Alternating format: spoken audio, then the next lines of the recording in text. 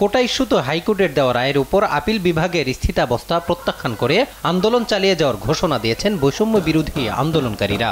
জানান, আইন পাশ না হওয়া পর্যন্ত চলবে তাদের আন্দোলন।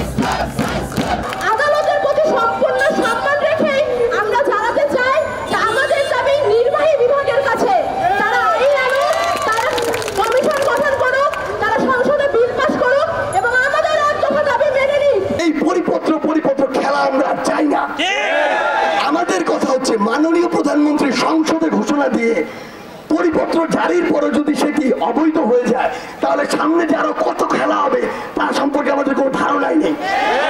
এই জন্য আমরা এই যে ছাত্র সমাজ বাংলাদেশে আমরা চাই এই কোটা সিস্টেমে স্থায়ী সমাধান হোক, এই কোটা সমস্যা চিরতর সমাহিত হোক। এর আগে পূর্ব ঘোষিত বাংলা ব্লকেট কর্মসূচির অংশ অনুযায়ী সকাল 10টায় ঢাকা বিশ্ববিদ্যালয়ের কেন্দ্রীয় গ্রন্থাগারের সামনে জমায়েত হন শিক্ষার্থীরা। পরে মিছিল নিয়ে অগ্রসর হন শাহবাগের দিকে। এতে বন্ধ হয়ে যায় যান চলাচল। পরে শাহবাগ মোড় থেকে ফার্মগেট মৎস্য ভবনের দিকে এগিয়ে যায় আন্দোলনকারীদের একটি অংশ। পুলিশ বাধা দিলেও আটকাতে পারেনি বিক্ষুব্ধ শিক্ষার্থীদের। সাধারণ ছাত্ররা বৈষম্যের শিকার হচ্ছে, কোটার কাছে তারা বৈষম্যের শিকার হচ্ছে, তারা গভর্নমেন্ট জব থেকে বঞ্চিত হচ্ছে। তখন দেখা যায় ওই রাষ্ট্র ঠিক মতো চলে না, সেটা অচল অবস্থায় রূপ নেয়। আমরা সেই রাষ্ট্র সংস্কারের জন্য আমরা রাজপথে নেমেছি। আমাদের দাবি আদায় না হওয়া পর্যন্ত আমাদের এই আন্দোলন সংগ্রাম চলবেই। আমাদের ছাত্র সমাজের দাবি শুধু একটাই, কোটা ভোতা বাতিল এবং সকলের দাবি মেনে নিতে হবে।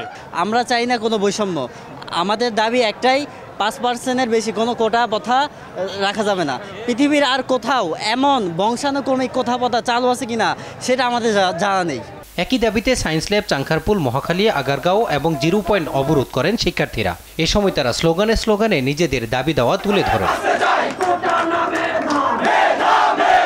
ভালো স্টুডেন্টের সিটটা পাওয়ার কথা, সেই খারাপ স্টুডেন্টের কোটা থাকার কারণে সে ওই সিটটা নিয়ে নেয়, ঠিকমতো পড়াশোনা করে না। এই ক্ষেত্রে ভালো স্টুডেন্টকে বঞ্চিত করা হচ্ছে। স্বাধীনতার এত বছর পরেও মুক্তিযোদ্ধারা যে কোটার দাবিদার, এটা আসলে অযৌক্তিক। আমার মনে হয় যারা প্রকৃত মুক্তিযোদ্ধা আছে বা ছিলেন তারা কখনোই চাবেন না এই বাংলায় বৈষম্য থাকুক, আর বৈষম্য নিয়ে বাংলা এগিয়ে যাক। সাধারণ শিক্ষার্থীরা বলছেন, কমিশন গঠন করে কোটা পদ্ধতি সংস্কার না হওয়া পর্যন্ত রাজপথেই থাকবেন তারা। আজহারুল ইসলাম, দেশ টিভি, ঢাকা।